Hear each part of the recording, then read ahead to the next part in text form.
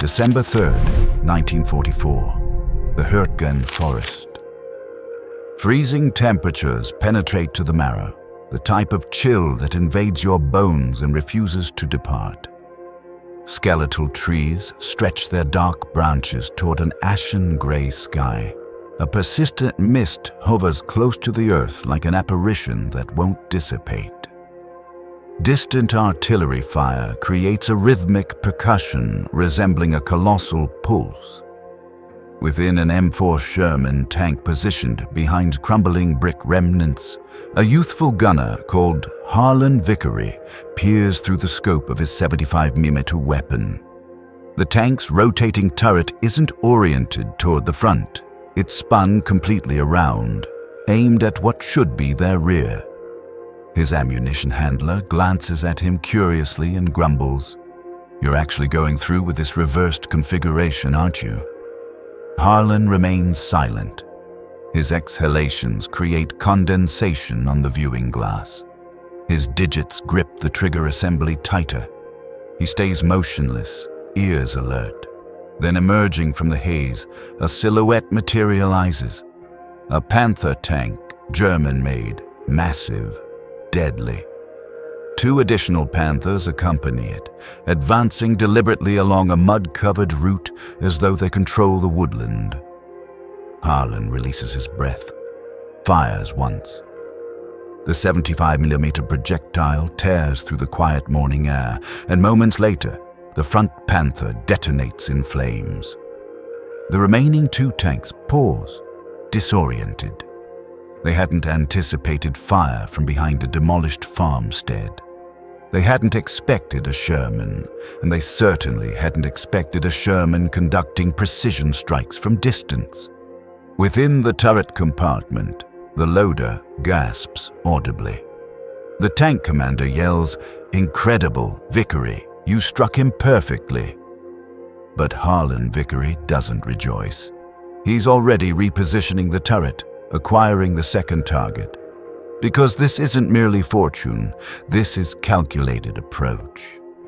This is the outcome when a rural youth from Kentucky revolutionizes armored combat tactics by reversing his Sherman's orientation and transforming himself into a solitary precision marksman. They ridiculed him. They insisted it would be ineffective until it succeeded. And when the smoke eventually dissipated, the Germans weren't the sole ones astonished. Before becoming the soldier who shocked a German armored column in the depths of the Hürtgen forest, Harlan Vickery was simply another reserved youngster from Whitley County, Kentucky. He wasn't imposing.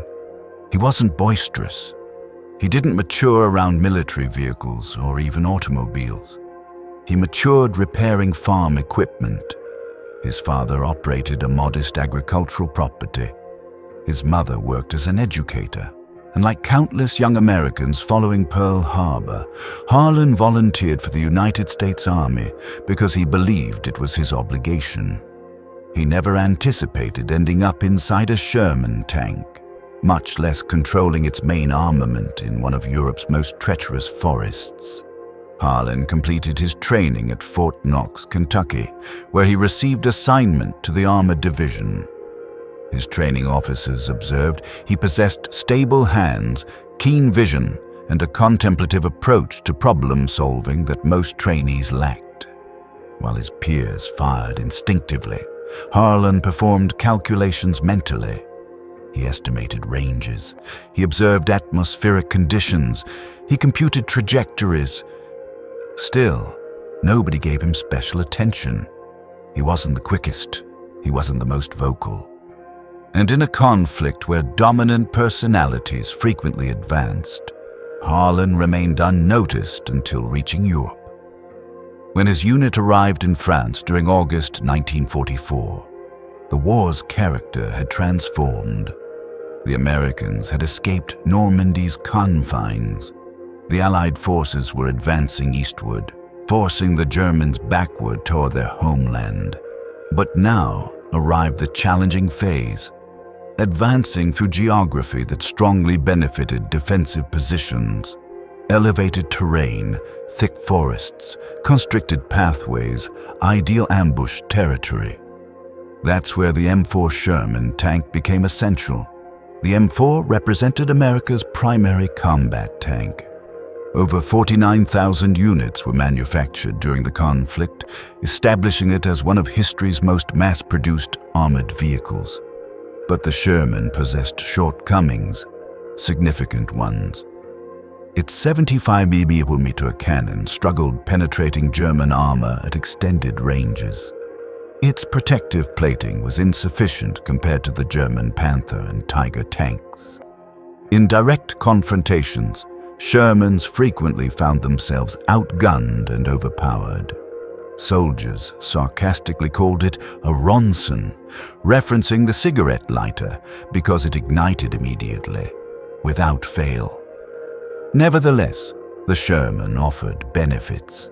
It was swift, simple to maintain, and when employed intelligently, particularly in synchronized formations, it could overcome adversaries, but it demanded tactical thinking, and it demanded soldiers prepared to think unconventionally. That's where Harlan entered the picture. Following 2 months of minor engagements and narrow escapes, his tank crew had formed a strong connection. His commander was Staff Sergeant Gene Corbin, a boisterous Chicago resident who had little patience for theoretical discussions. "Maintain simplicity," Corbin would say. "Advance, fire, endure." But Harlan was beginning to believe survival wouldn't result from advancing and firing. It would result from unexpected approaches, from anticipating enemy thinking, from attempting something nobody else would risk. So one evening, while maintaining the weapon after an extended patrol, Harlan presented his idea. "What if," he proposed, "we position the Sherman in reverse?" The loader, Private First Class Mike Rizzo, responded with laughter. "You mean discharge backwards?" "No," Harlan clarified. "I mean, station it facing opposite the road.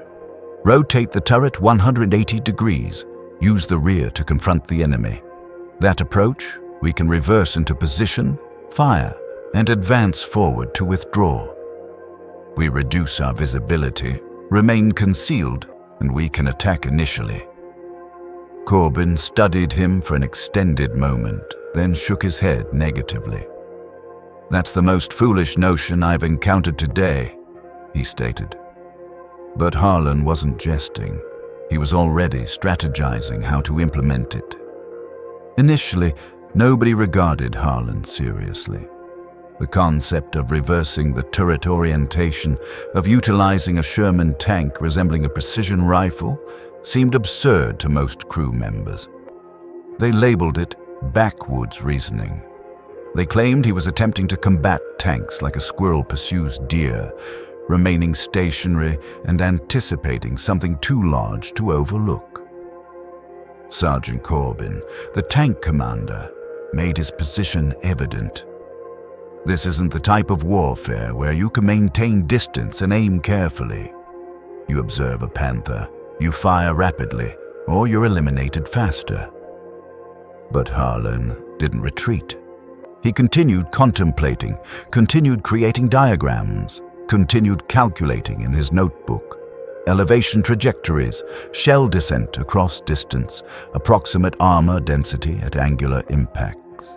He analyzed the capabilities of the 75mm M3 gun mounted on the Sherman, especially when firing the high-velocity armor-piercing rounds designated as HVAP. These projectiles could penetrate up to 120 millimeters of armor at 500 yards, but their effectiveness diminished rapidly with increasing distance. If he intended to conduct precision strikes, he needed to select his angles flawlessly.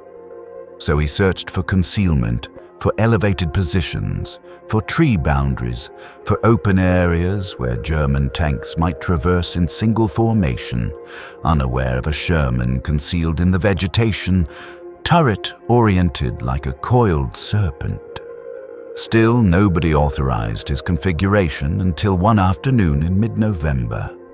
The forest was saturated from continuous rainfall, mud adhered to footwear like quicksand. The unit had endured shelling every dawn for 7 days. The soldiers were depleted, frozen, and perpetually tense. That afternoon, a neighboring tank crew had been attacked while navigating a corner near the settlement of Vossenac. One Sherman absorbed a direct strike from a Panzer at close proximity, completely severing the turret. Nothing remained for burial. That evening, Harlan initiated his plan. He requested Rizzo, the loader, to assist him conducting a private experiment. They departed early the following morning during a patrol assignment. Rather than assuming the standard forward position, Harlan had them retreat into a cluster of trees overlooking a modest field, the type the Germans frequently utilized to reposition armor. He rotated the turret backward, adjusted elevation, and waited. Nothing occurred for hours, merely wind, precipitation, and the occasional sound of small arms fire in the distance. But then, through the mist, movement. Not tanks, merely a pair of German motorcycles conducting reconnaissance. Still, Harlan tracked them through the gun sight, following their casual trajectory across the clearing. He didn't discharge. It wasn't worthwhile revealing the position, but something connected. The opportunity was present. He could have engaged them. They returned to camp without incident. Corbin reprimanded him for deviating from instructions, but Harlan didn't protest. He understood what he'd witnessed. He understood it could function. The following day, everything transformed. A solitary German tank, most probably a lone Panther, was detected near the ridge just west of Schmidt. It had been disrupting supply routes, firing from extended distance and vanishing before American units could react. Artillery couldn't locate it. Air support wasn't accessible. So Corbin, half-jokingly, addressed Harlan. "You still believe that squirrel strategy of yours functions?" Harlan nodded affirmatively. "Then proceed up there and demonstrate it."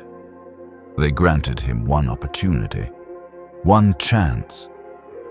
Harlan selected a position near a clearing off the Call Trail, a muddy, narrow route utilized by both American infantry and armor to access Schmidt. He reversed the Sherman into the undergrowth, turret facing outward, and waited. The mist rolled in densely. Visibility decreased to less than 100 yards. And then it occurred. A Panther rolled into visibility, just the tip of the turret cutting through the mist like a shark's dorsal fin. Harlan didn't wait for it to clear completely. He adjusted, inhaled deeply, and fired.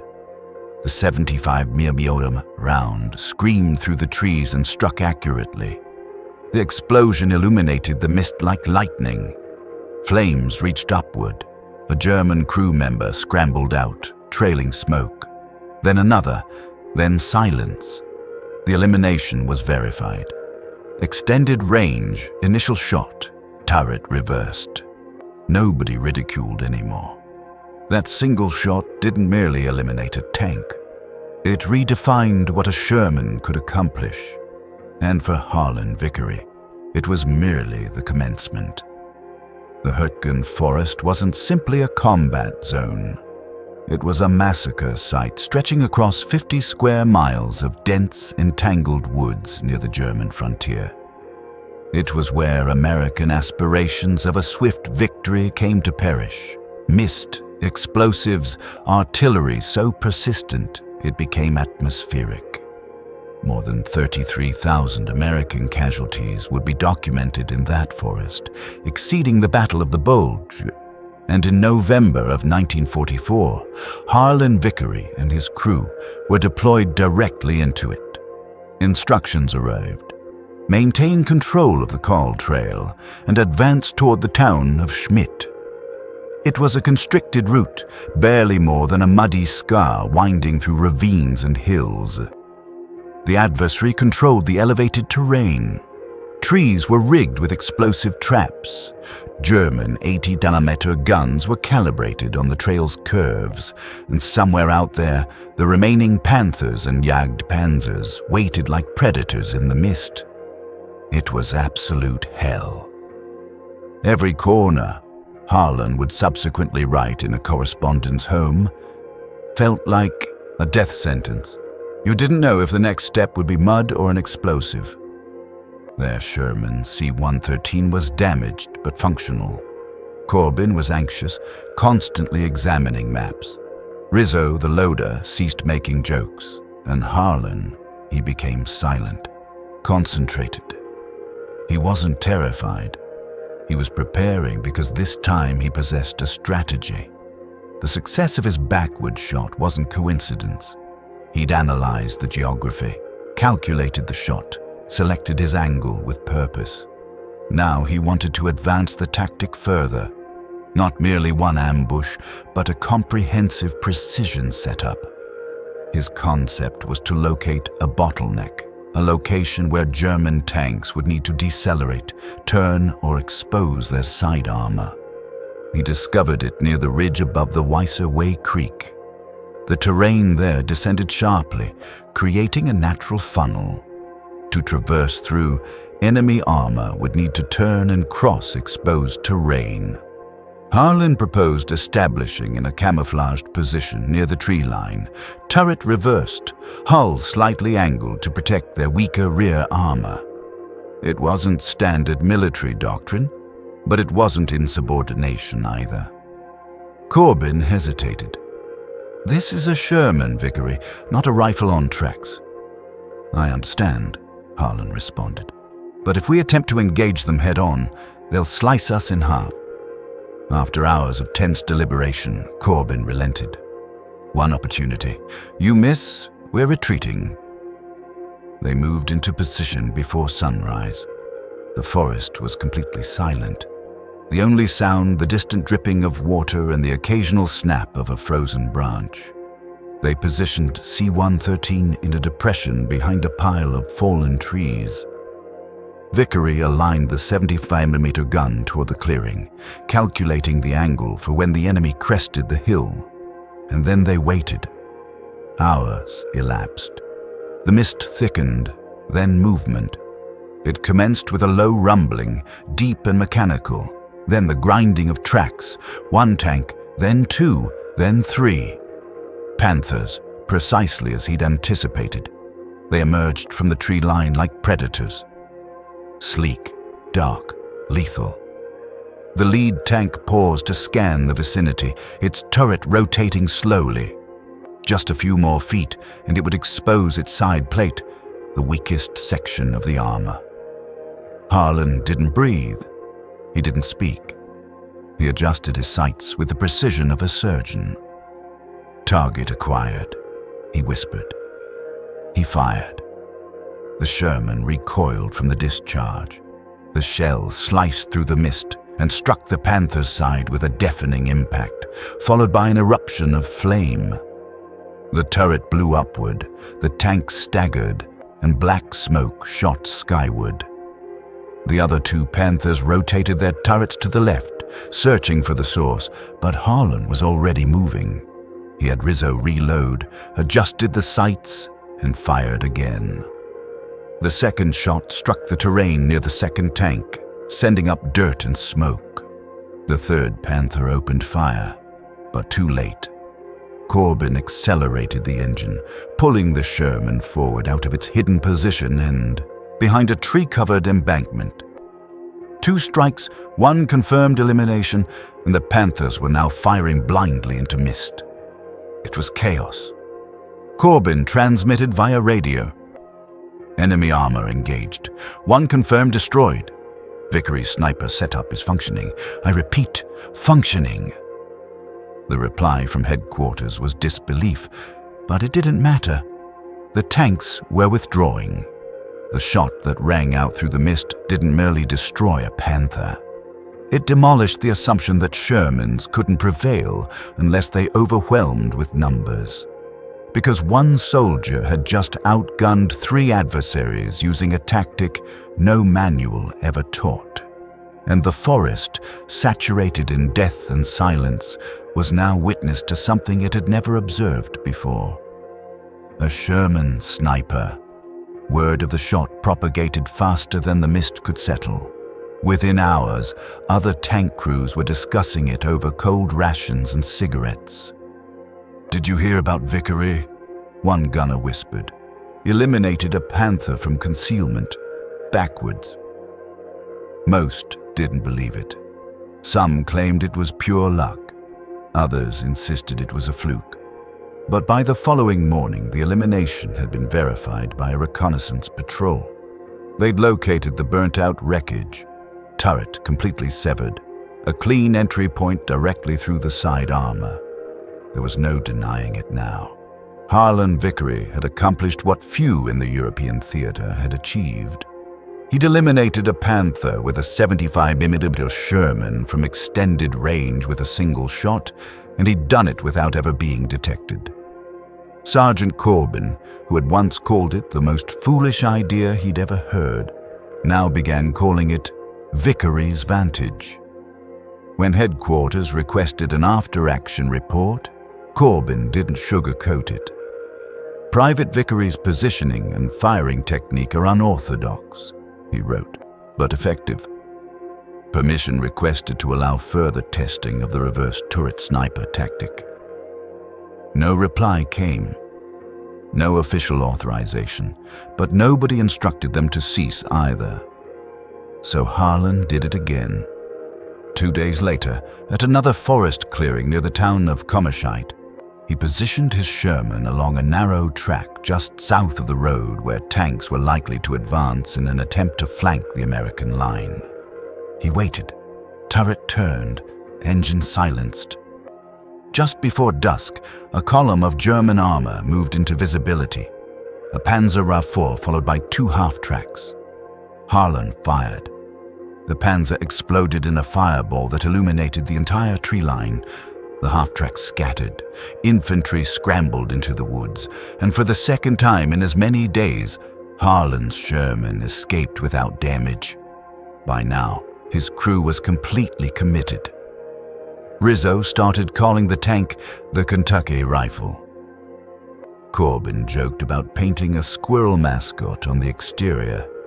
Even support crews started inquiring about his settings, what elevation he utilized, how he calculated distance, what type of ammunition worked optimally. And behind the scenes, other crews began attempting to replicate it unofficially, quietly.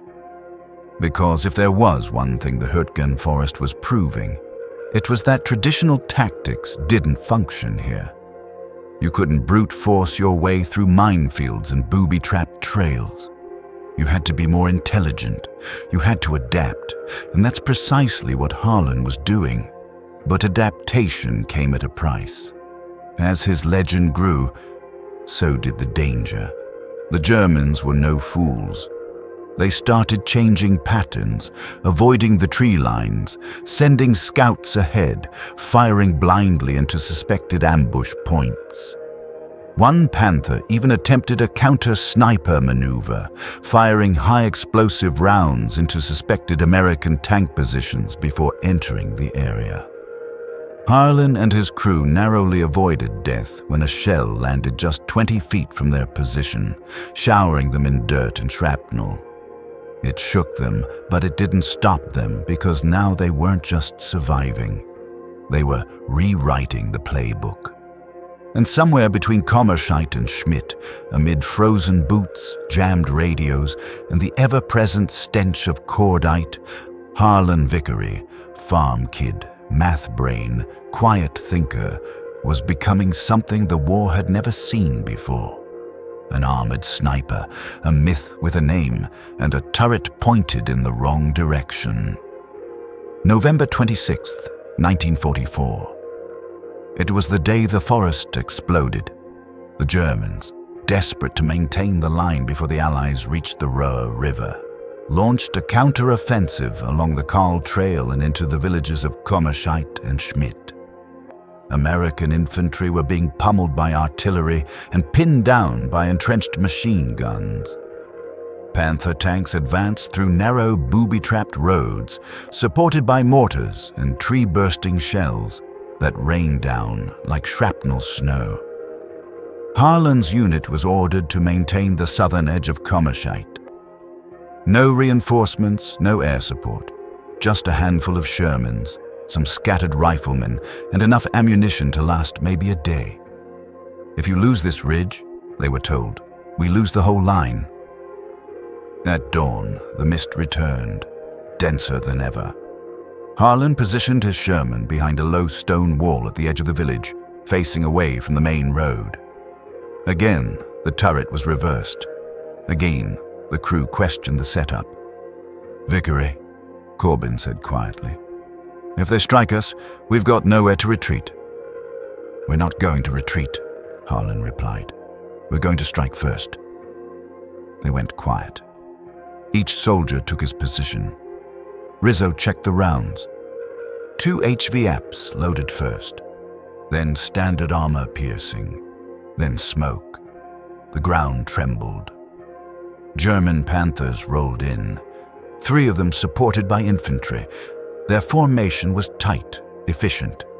They had likely studied American movement and expected frontal resistance, but they weren't expecting Harlan's backward turret aimed from the flank. The first tank crossed into visibility. Harlan adjusted for distance. 700 yards. The mist shifted just enough to give him a silhouette. He fired. The shell struck low, hit the drive sprocket. The Panther stopped immediately, its mobility destroyed. Flames burst from underneath, but now the second tank opened fire toward the direction of the blast. Debris flew. Trees shattered. The Sherman rocked as a shell detonated behind them. Harlan shouted, "Reload!" Rizzo slammed the next HVAP round into place. Harlan aimed again, this time for the turret ring of the second tank. He fired. The round punched through. The turret lifted a full 2 feet from the hull before fire consumed the crew compartment. The tank shuddered, then collapsed inward like a dying animal. Then came the third. It saw them. Its gun turned. Slow, deliberate, deadly. Harlan screamed, "Move!" Corbin gunned the engine, but the tracks caught in the mud. The turret of the third Panther locked on. Then, just as the German tank was about to fire, boom! A shell from another Sherman, an American Sherman, struck it from the opposite side.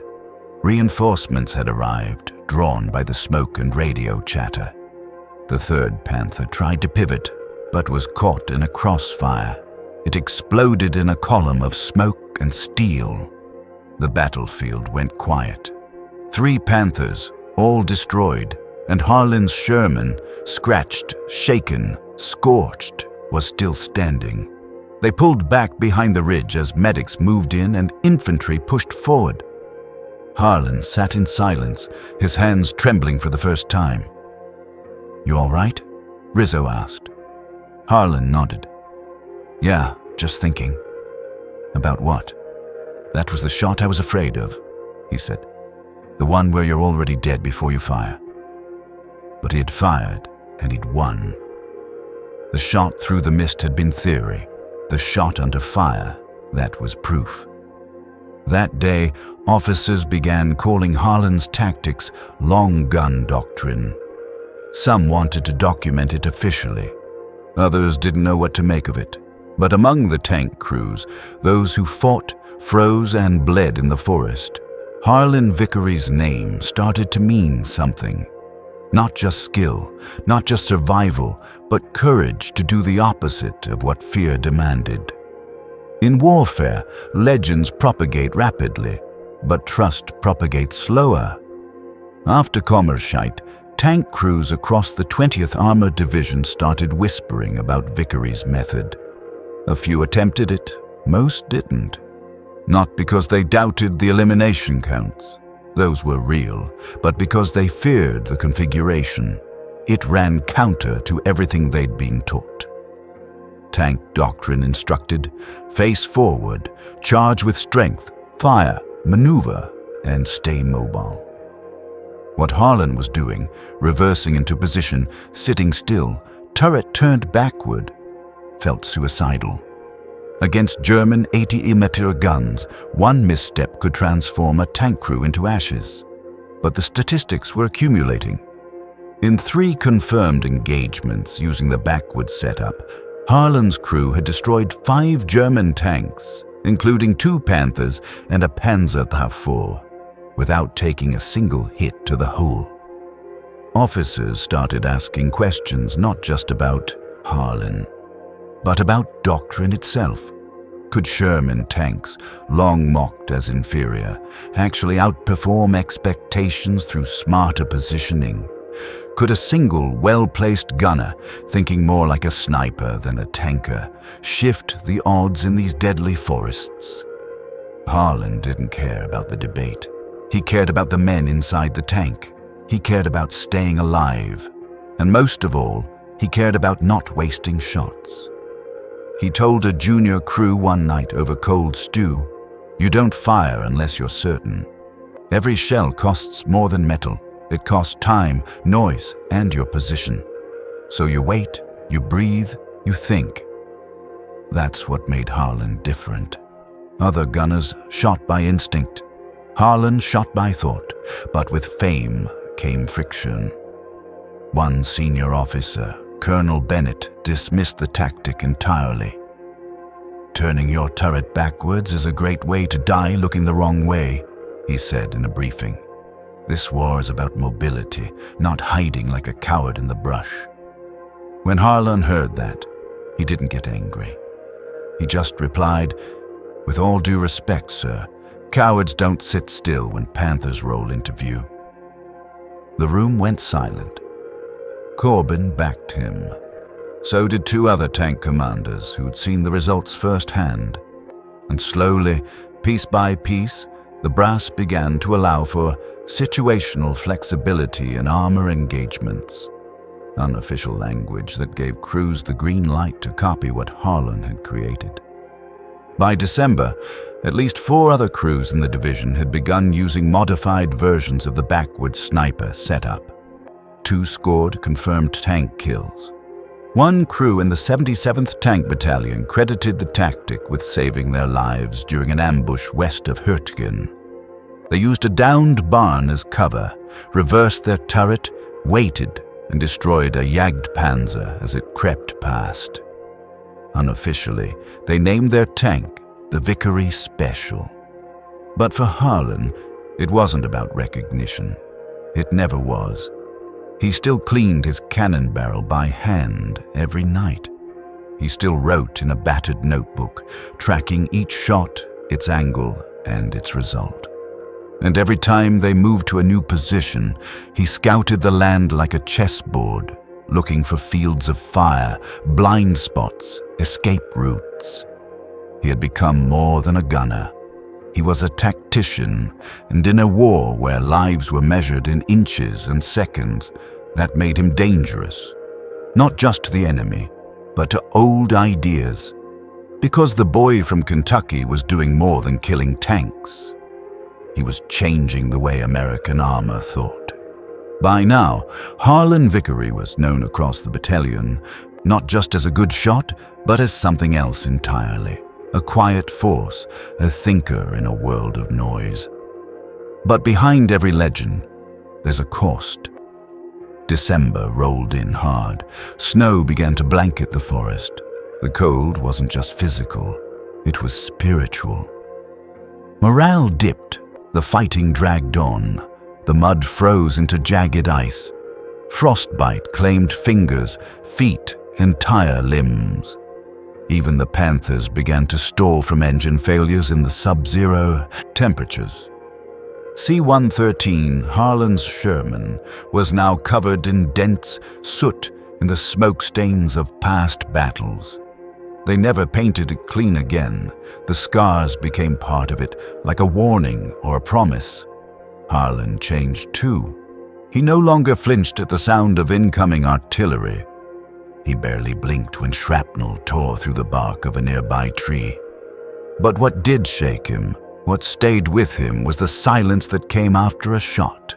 The knowing, the moment between the kill and the next breath, when he'd realize that another crew, men like him, would never climb out of that burning metal box.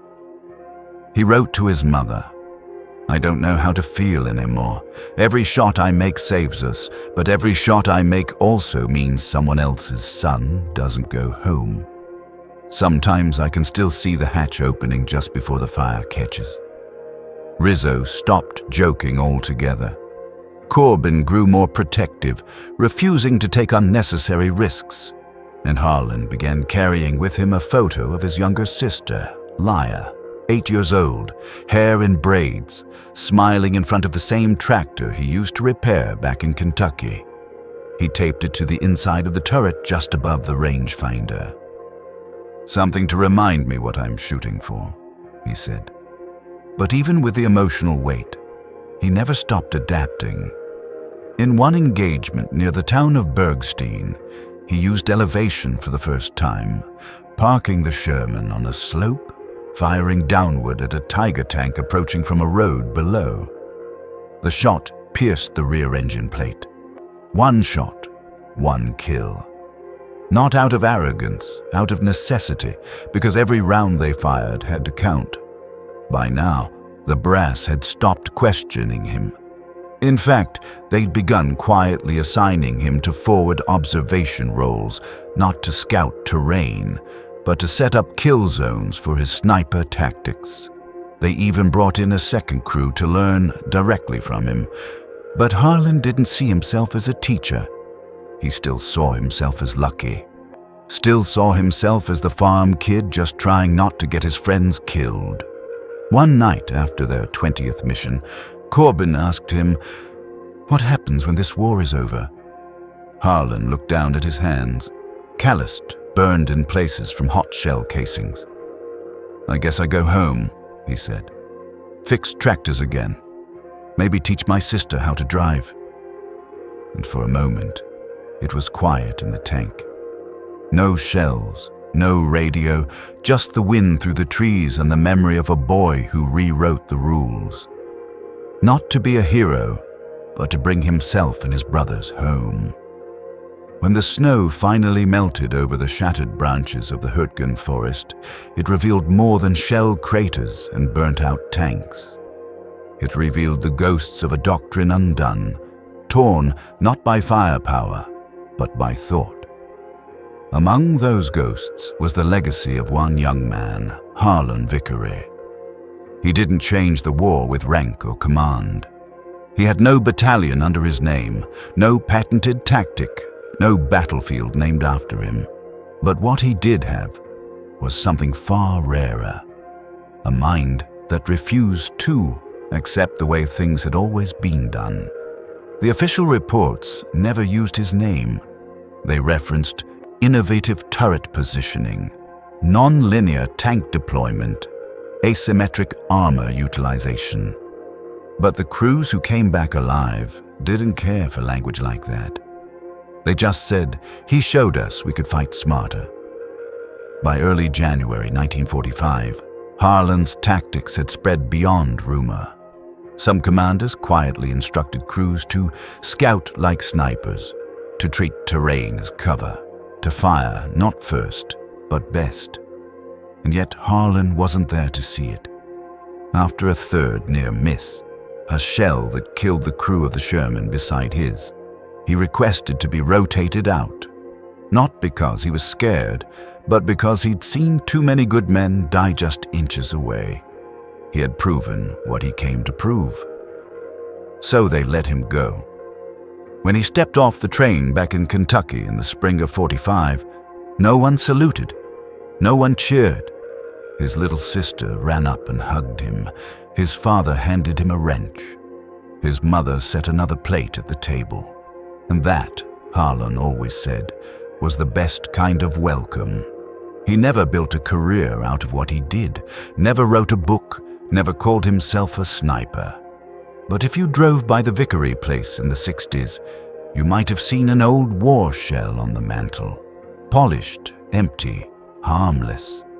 And if you'd asked about it, he'd smile and say, "That's the one that let me come home."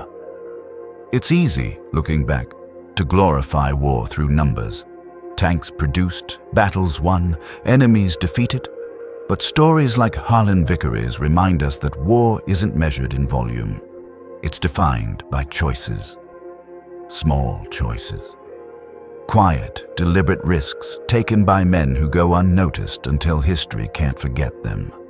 Harlan didn't prevail through sheer firepower. He triumphed by refusing to accept the obvious. He asked the one question no one else dared, or thought to ask. What if I turn the turret around? From that single question grew everything that followed. Lives saved, perspectives shifted, and a new way of thinking. Born not in classrooms, but in the trembling hands of a young man inside a steel shell. That may be the true legacy of soldiers like him, not the lives they took, but the ones they spared, because one man had the courage to see the battlefield differently.